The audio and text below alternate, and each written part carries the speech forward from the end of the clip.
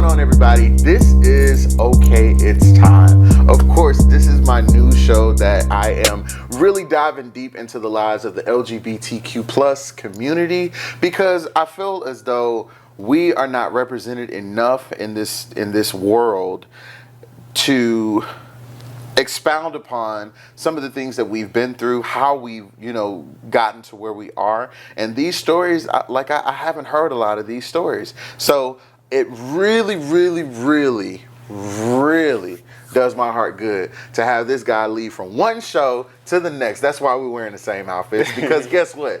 We ain't got to change. We ain't got to front. Nope. You know what I'm saying? But we're going to sit on the set of Perspectives Corner, which is my show, with A Chase Productions, which is my company. And then this guy right next to me is one of the most enthusiastic people that I've ever met in my life. When I tell you the first time that I met him, oh man, like an energy. Like this guy has all the energy in the world.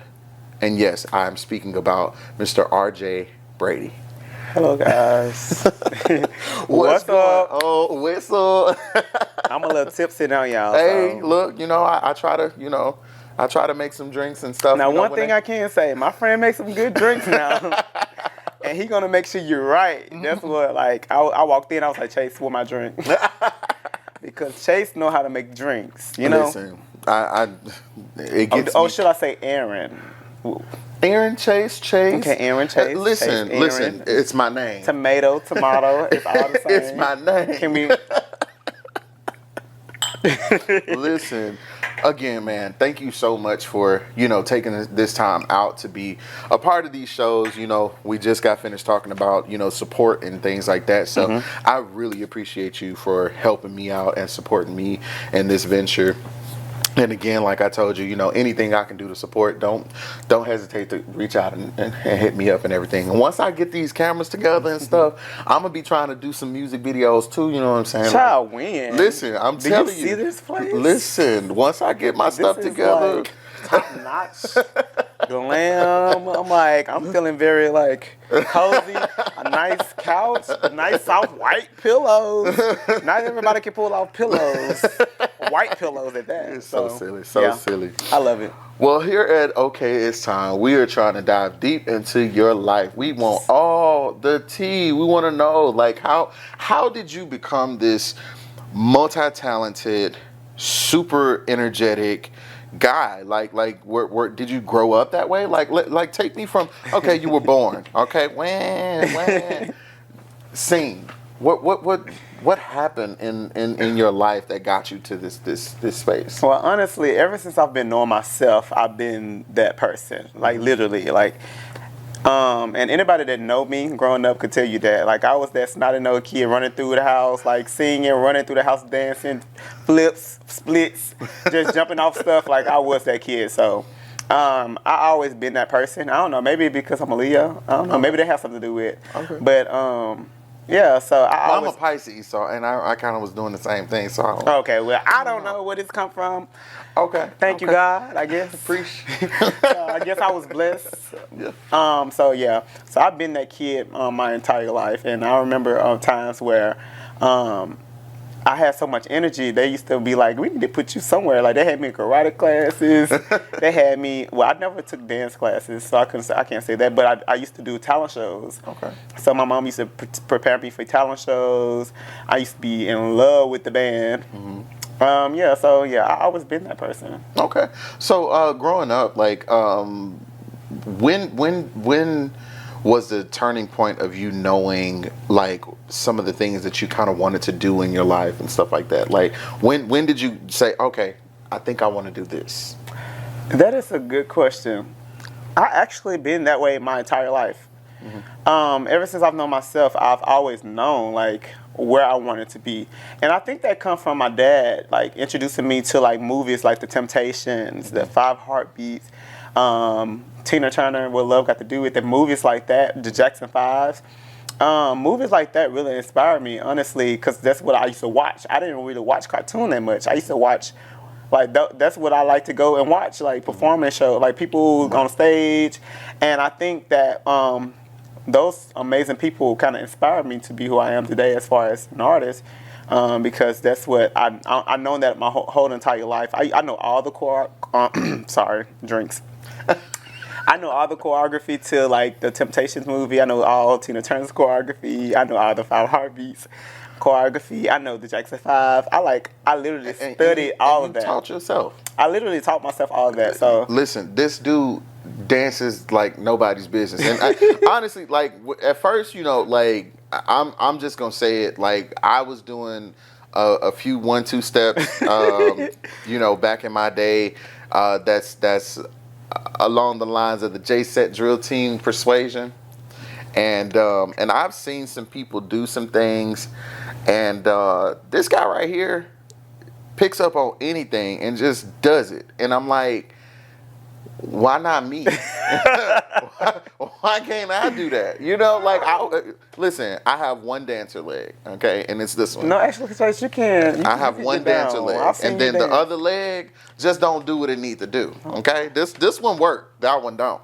And I've been trying to get it together, but I look, and I've been looking up to him. I done tried, but it don't work out that way. Gosh. Listen, good job, good stuff on that. Well, thank you. Self-taught artistry is one thing that I can say that's what I pride myself in, because I learned a lot from observation, like lighting, sound, all of that. Observation, playing the piano, observation, like sitting and just trying to figure it out and teaching myself. But I couldn't get on that dancing thing. That's just. Well, thank my mom for that. Rest in peace, mommy. But my mom used to dance, and I never really. Well, I saw her dance before, but I remember, like, a lot of people always tell me, "Boy, you dance just like your mama. Your mom used to get down back in the day." So like. Shout out to moms. I get that from mom. I definitely don't get it from dad. Now, my dad sing. My dad can sing really good, so I definitely got my dad straight up singing. So that's like a good thing. So okay. So I got a mixture of my mommy and daddy. Okay. Look at them. Yeah. Look, they matched up together and said, "Here you go. Yes. Here you go. The perfect mashup." Yes. But I will say, man, with you growing up, what were some of your challenges? Did you have any challenges growing up? Yes, I actually had a lot of challenges growing up.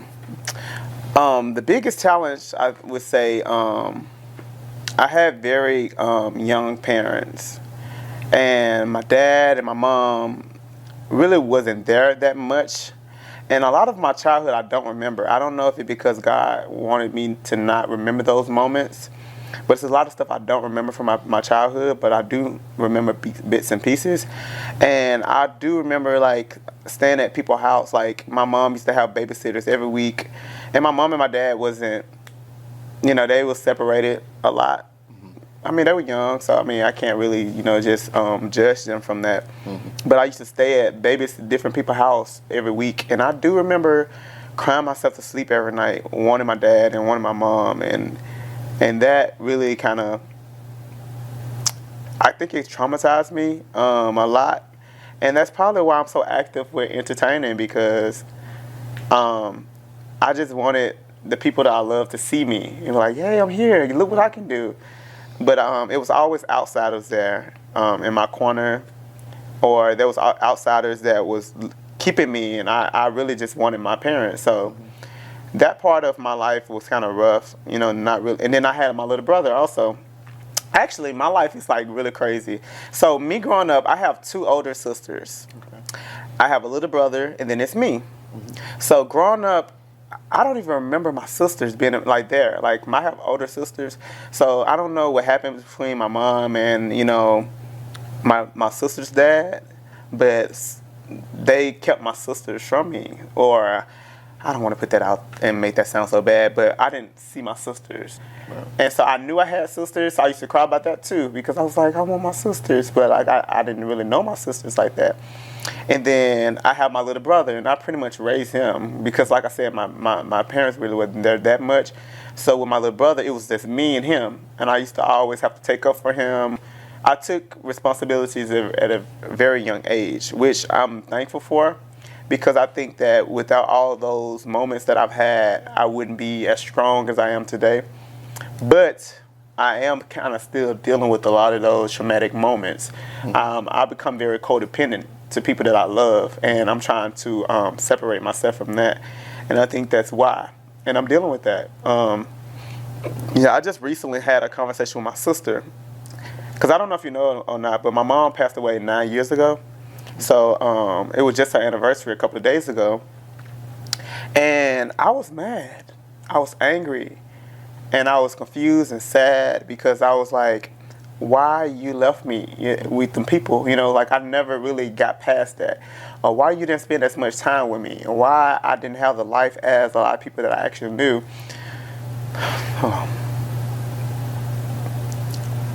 So I had those moments.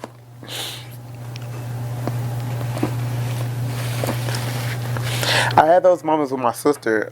We talked about it, and I was very angry. And like, as an adult also, like, even though I love my mom to death, and I wish, I could have that conversation with her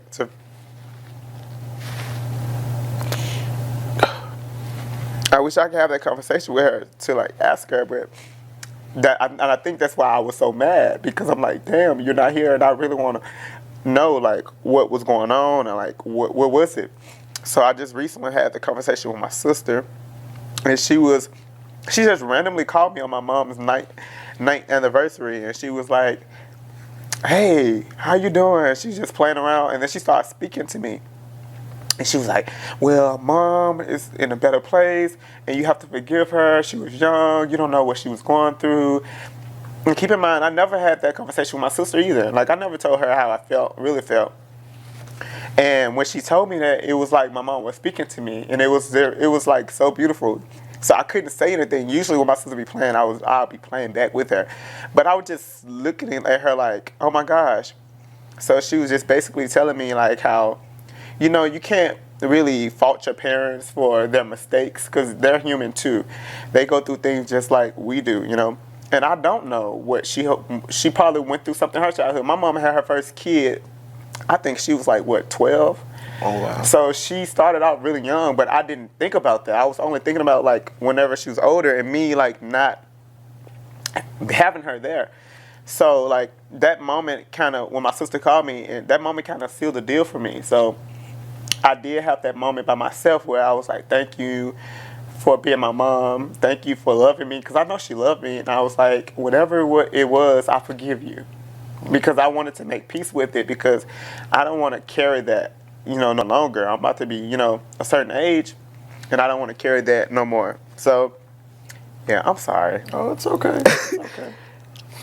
So that's like, it's so much to like my life, but I think that I am a strong person, and I'm learning to like accept a lot of things that happen and kind of like let that stay in the past and actually work on me now and loving me more, and instead of other people loving me. So I did have that thing that I dealt with. I always wanted somebody to love me like I love other people, but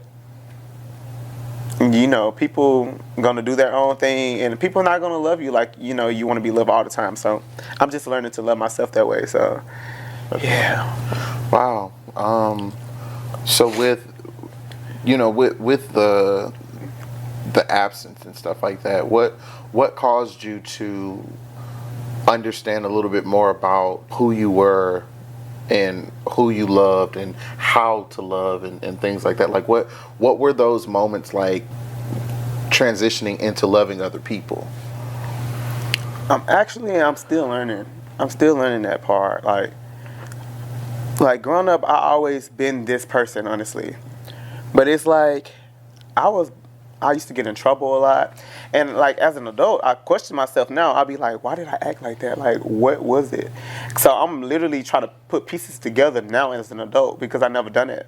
So like I used to get in trouble a lot. It wasn't because I was just like a horrible person, like being a bully. Mm-hmm. But it was like I was trying to be the class clown. And I realized that I wanted to be seen. I wanted people to be like, acknowledge me, because in my home, I wasn't feeling like I was getting that attention. So I felt like the only way I could get that attention if I got, act up in school. My classmate gonna laugh at me, mm-hmm. or the teacher is gonna put me out. Then my mom have no other choice but come to school to pick me up. So it would be one of those things, or my dad, or if I act up, they ain't gonna do nothing but call my dad, and my dad gonna be right there. You know, like I don't know. I guess it was like I'm still putting those pieces together, and I'm still learning. Like as far as my love life, and me as an individual, me and my friends, I'm still learning that part of who I am. So it's like an adventure, and right now it's like I feel like I'm in a stage of healing and accepting and a lot of things, and actually like listening and paying attention to a lot of things that I've never really paid attention to. Child, I feel like I look ugly now. No, Oh no, God. not at all. One thing that people may or may not know, I don't have any ugly friends. That's intentional. Oh God. Because if they cry, I can't hand them anything. If they, nah, I'm just playing. Anyway, but no, for real though. Like, I think that. It's great that you are in this transitional phase where, you're trying to learn a little bit more about yourself and a little bit more about why, things happen the way that they did, because those are going to be the pivotal moments that will help propel you even further in life, because a lot of times the self-reflection is what a lot of people lack. That self-reflection is what's going to cause you to say, okay, well, let me step back, look at what I got going on. Okay, let me make this adjustment, make that adjustment, so that I can make it to the next step or make it to the next level. And in this career that you're in, which is music and entertainment, people, this guy, listen, I'm telling you, I'm gonna get out there one of these days and try to do a little 1-2 step, and I'm telling you, it ain't gonna be like this. As you should. But it's always great to engage in that self-discovery and that position of understanding who you are and how you are. What do you really like? Not just the things that you were told to like, but what you really like. Like what causes you to love the way that you do? What causes you to hate the way that you do, or dislike, or what causes those things? Because those are the things that's going to really give and breathe new life into the growth in you. And so I definitely applaud you for that. And that being said, like, I want to know, at what point did you go into your love life and know, like, guys or girls was what it was? That's really crazy. So, all my life, I've never really, and I'm not saying this just to be saying this and because we filming, but I never really cared about genders. Because honestly, growing up, I really was attracted to girls, and I was attracted to guys too. So it's always been there. Like, that's always something I always have been attracted to. Like, I had little boy crushes, but I never spoke about it. But I had girl crushes that I never spoke about, and some I have spoke about. But it's always been there. I just really didn't care to like dig deep into it, only because of where I'm from. Where I'm from, it's like a small town. And my dad is honestly he may be the reason why I didn't care to like. I mean, I did care. Okay, my dad was like this manly man. Like, everybody respect him. Everybody know him in my hometown. He kind of like me, basically. Like me. Not to my own horn, but I feel like I get a lot of respect from a lot of people. I'm real cool with a lot of people. I can walk up to somebody and be like, "You got a booger in your nose," and I feel like nobody would get offended. But do I have a boogie in my nose? No? Okay, all right. If just you let did, me know. I would tell you. And I might get a tissue and be like, "Man, let me get this boogie out." Let me do it myself. I'm definitely that friend. But my dad is basically, I'm basically my dad all over again. Just the fact that I'm just not this tough, manly man walking around. So growing up, it was always to impress my dad. But I always have the attraction for guys. That's nothing that I've never, I never had. It's just that in my hometown, I never saw another guy with another guy. So it was like, in my head, I was like, oh, no, I can't do that, So like, and the girls that I did talk to growing up, in high school and elementary and middle school, I were attracted to them. Like, I really do love them. I had one particular girl that I dated my like entire teens from like maybe 7th grade. Damn, my nose stopped up now. Nice, okay. We got so another it's this one tissue particular there for girl that I actually dated from like 6th grade to like maybe 11th grade, 12th grade. And I really did love her. I still do. I see her time to time. But like it wasn't even like a cover up. Something happened between us where it was kind of disconnected and I really wasn't there anymore. So at that point I was kind of a little older. So I was like, you know what? Let me try this. And that's guys, you know what I'm saying? Like, and honestly, in high school, I did talk to guys, but it wasn't like, it was me getting to like know the lifestyle of it. It wasn't like, I wasn't talking to guys to be like, you know, I wasn't linking up with them and, you know, doing nothing, but I did used to have a conversation with guys. And honestly, I can't say this now because I don't get no fuck. Hold on, y'all, my nose stopped there. But but I remember this one particular time I had this flip phone, and this guy that I had met maybe on Facebook, he was a cool guy, and he used to pay my bill and stuff like that on my phone. Okay. And so we was texting one day, and I had his number saved in my phone, and my stepmama came in there. I had gotten in trouble or something. She took my phone, and me and him was texting. So I guess he texted my phone, and she went through my phone and saw the messages, and I was like, oh shit. So like my heart was beating so fast. It wasn't because I was like afraid that, you know, it was more so that I didn't want my dad to be hurt. So it was, like I said, like it was always to impress my dad. Right. So I was like, fuck. So like, nigga, I came with the goodest lot. You know what? My stepmama probably not crazy. She probably still know. And honestly, I think my dad may know too. He just probably didn't accept it, you know. But yeah, my dad came in and he was like, hey, come here. And I was like, what man? What man? My dad came in and he was like, well, come here, come outside, man. And I was like, what? And he was like, you ain't no bunny, ain't you? So he called it a bunny. And I said, they don't even ask me. I never answered. I never said yes. And I never said no. I never answered. I said, Dad, don't even ask me no question like that. And then he was like, well, I'm just asking because it's like this. And I was like, Dad, I was talking to his sister. I said, I was talking to his sister, and his sister texted me from his phone. That's my homie. And I was talking to his sister, and my dad was like, what? And then my stepmom was like, call him then, call him. She wanted the tea. So she was like, call him. So I was like, dang. So I called him, and he was like, when he answered the phone, she was like, put him on speakerphone. So I was acting like I didn't know how speakerphone work. And then he answered the phone, he was like, what up, baby? What's up, baby? And I was like, what up, bro, man? What up? And I was like, where your sister at? He was like, what? What you talking about? I said, where your sister at? And he was like, what? And my stepmom was like, put him on speakerphone. Put him on speakerphone. And I was like, hold on, I'm trying to put you on speakerphone to let him know that my dad them there. So I was like, I'm trying to put him on speakerphone. She was like, put him on speakerphone. I was like, where your sister at? And I finally got him on speakerphone. And he was like, oh, she not here right now. He was like, what going on, bro? And then I guess he picked up on it. And then he was like, oh yeah, man. I guess he talked to my dad. I don't know what they talked about. And I guess he kind of like covered it up a little bit. But yeah, that was the moment. My stepmom and my dad probably watching this, but I'm grown. So yeah, but I'm grown now. So that moment happened, and that was like so crazy. I was like, oh, crazy. So yeah, I used to have conversations with the guys, but I never really was like in it because where I'm from, I couldn't. I'm from Hollandale, Mississippi. I'm from the Delta in Mississippi. Okay. So yeah, and honestly, growing up, you know, a lot of people say they've been bullied.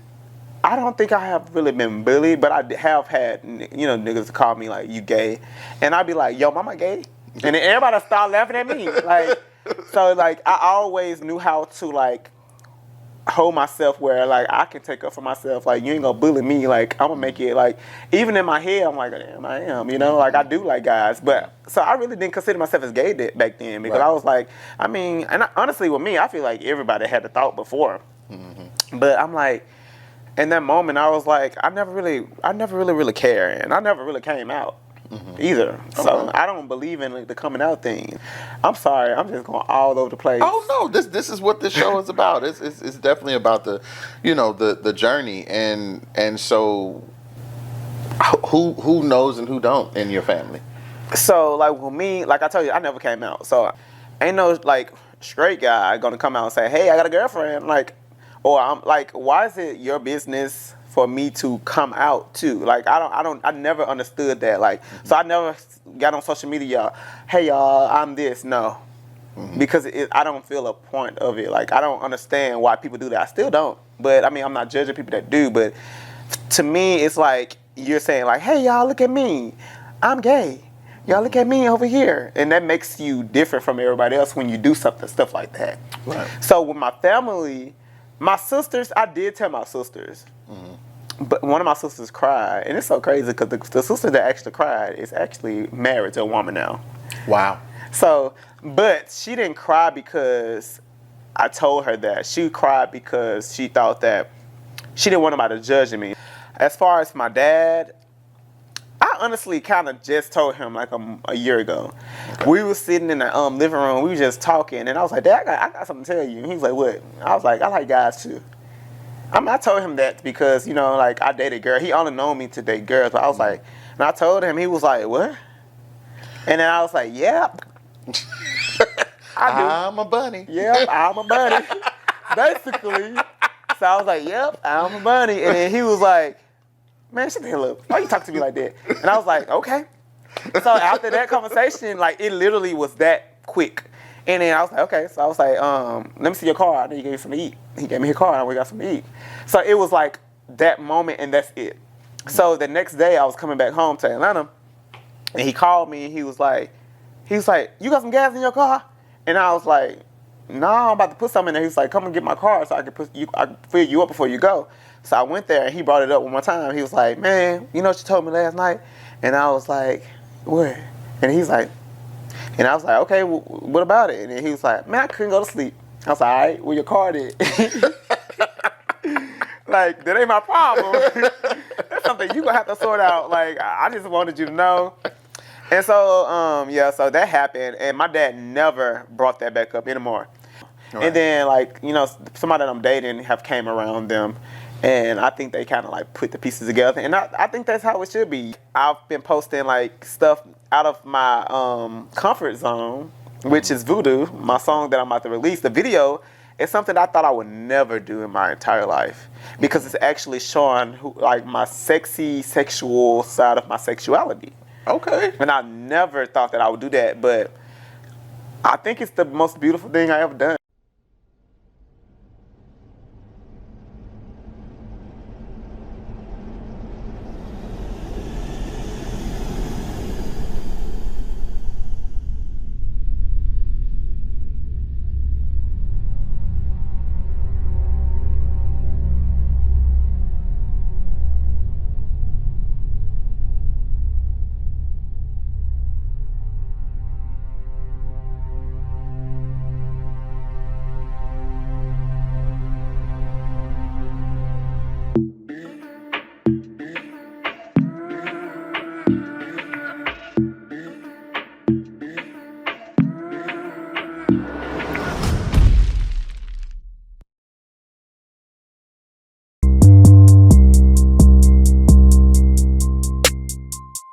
This has been another episode of Okay, It's Time. Thank you so much, RJ, for coming on, for telling your story, and really just like diving deep into some of your past, because a lot of times we have the lack of representation, and I think that's why, you know, a lot of people feel like they have to come out, because the lack of representation says that this is wrong. Mm-hmm. And then saying that this is wrong, something in you sometimes feels like, oh, I need to prove that this is right. Mm-hmm. I need to prove that this is okay. Or I need to prove that this is not, you know, a choice of mine. This is just something that just is. You know what I'm saying? Mm-hmm. And, you know, those are the things that help people understand that there are people like them out there. And I never came out either. My mom actually just found out. Mm-hmm. And she found out through Facebook. She was going in and messaging and all of this kind of stuff, you know, back and forth to a person. And she put some pieces together that wasn't even pieces to a puzzle. Like, she was like, okay, she made up a puzzle. I'm gonna reach here, reach there, and figured it out. And I was like, oh wow, yeah. And it was definitely tough for me, but it's always nice to hear families that have that understanding and love and support to the point where it's just like, you know what, okay, man, you know, this is a tough blow, but you know what, mm-hmm. I still love you. I still support you. And that's a beautiful thing. And, you know, continue this journey. And like I said, if ever you need to talk, man, hit me up. I'm just a phone call away. I know look, y'all, I'm a horrible friend sometimes because I be ducked off. That's just always been a thing that's of okay. mine. You know, it's always been a thing of mine just because, like, I never felt like I fit in any, you know what I'm saying? Like any one group. And so it's like, I have so many groups of friends. Some people get along with each other, some people don't, you know, and it's just like, you know, I don't mind having, you know, these friends in all of these different places because I've helped a lot of people in my life, you know, get through some of their traumas because I've dealt with so many traumas. And I really don't talk about my traumas a lot of times to people because, you know, like my story was really tough, and that's probably one of the bigger things that really kind of pushed me and propelled me into, you know, these shows and things like that, because you only got one life and there's no telling when it's going to be up. So you have to make sure that you're taking care. And I took a huge break from everything. I honestly, like, I was very vulnerable. I was talking to someone at that time. I'm not going to say who, because I know you know somebody. But no. But you know, I'm not a vulnerable person a lot of times, and I don't really get emotional a lot of times and stuff like that. But I've cried more now this year than I've ever in my lifetime. And it's just because I have not taken care of that side of me. And I didn't sit with my emotional side to try to see, like, nigga, you all right? You all right? You good? You know, and after that, like, my grandfather, that was it. Like, that was just tipped me over. And I think that was, you know, part of the reason why me and that person is not talking now, too, because I started to have codependency and, you know, things that I never had. And that happens when you don't take care of you. Your mental health is very, very important. And definitely, you know, try to look at, you know, some campaigns like the Trevor Project and is it GLAAD? Is it GLAAD or Gilead? Something. Look, I don't know these things. And look, if y'all sponsor me, then I can talk about y'all stuff and have a pamphlet and everything and have a little thing and all that kind of stuff. Your story is definitely very, very powerful, and it you know, was told here first. Big purr. It was told here first. You know what I'm saying? But I'm very appreciative of you having me here. Also, this is part of my healing. Hey, you know, being able to sit down and actually talk about certain things and actually let people know, you know, you're not alone. You know, everybody have their problems.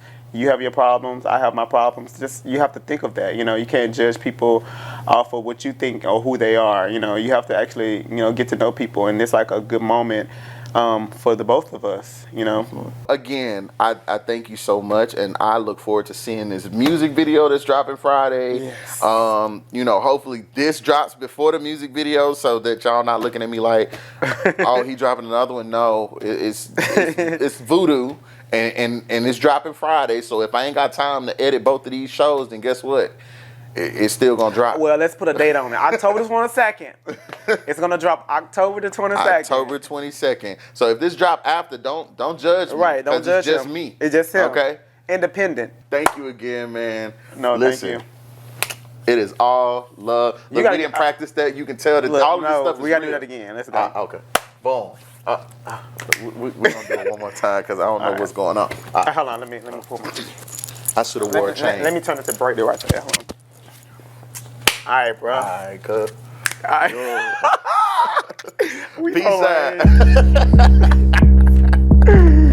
Yes, this was great. This was great. Oh man, listen, that's gonna be a good one.